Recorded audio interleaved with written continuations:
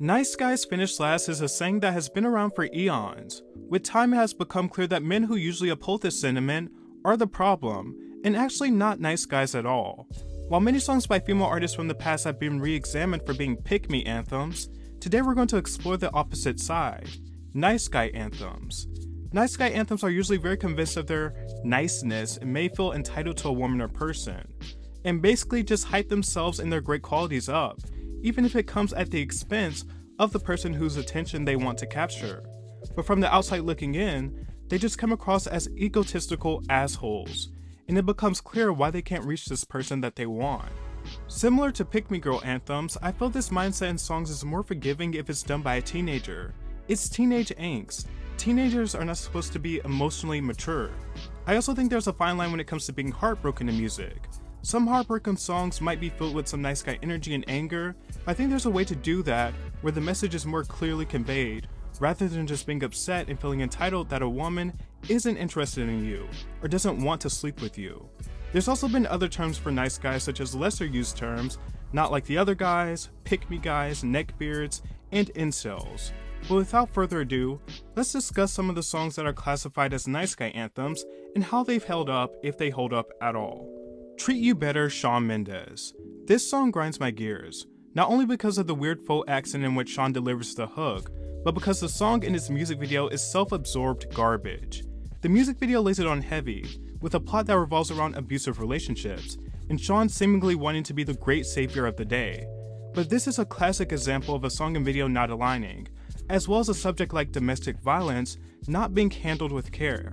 Unlike his music video, the song itself mentions nothing about domestic violence. Instead, it sees Shawn centering himself as this nice guy, not validating the girl's feelings or attractive qualities. It's just about him, and his supposed greatness. The lyrics read, "I won't lie to you, I know he's just not right for you. You can tell me if I'm off, but I see it on your face. When you say that he's the one that you want, and you're spending all your time in the wrong situation."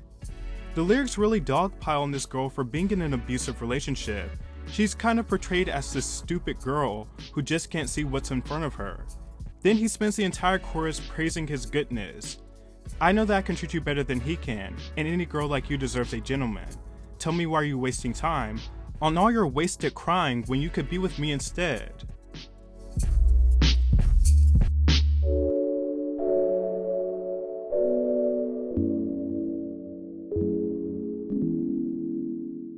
She Will Be Loved, Maroon 5.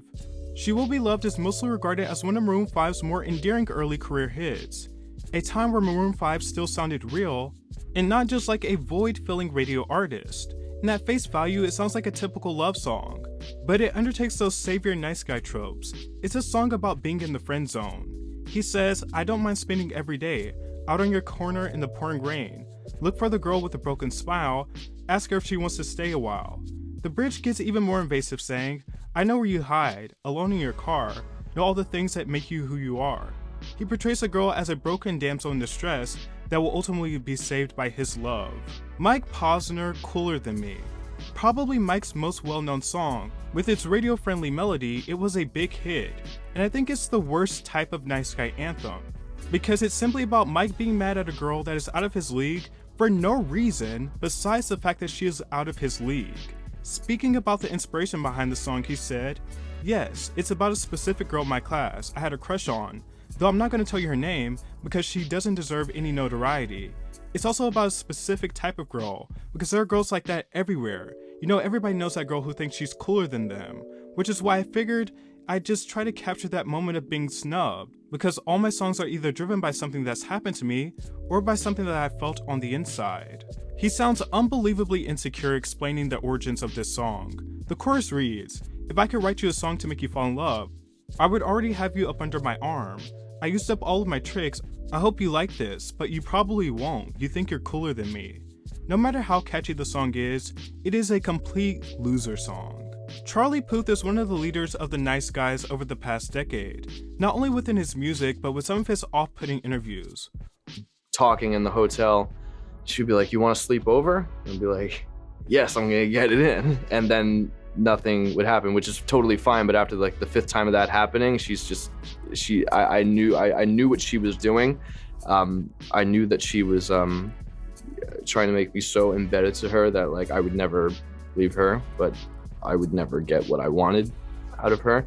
So she was doing that repeatedly just to get something out of me, which was for me to be attached to her hip at all times. One Call Away, one of his most annoying songs, is such an obnoxiously egocentric song that mistakes itself for cuteness. I'm only one call away, I'll be there to save the day. Superman got nothing on me, I'm only one call away. A proper writing of this topic would be Stevie Wonder's I Just Called to Say I Love You, which comes across leaps more earnest. Charlie has various songs that head in this direction of him being a nice guy, and girls being demons, like on the song I Don't Think That I Like Her, where he says, girls are all the same, all they want to do is break my heart.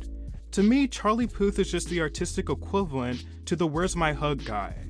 What Makes You Beautiful, One Direction, the iconic debut single by One Direction that starts off with some genuinely comical lyrics, you're insecure, don't know what for, while the title lyric from the song reads, you don't know you're beautiful, and that's what makes you beautiful.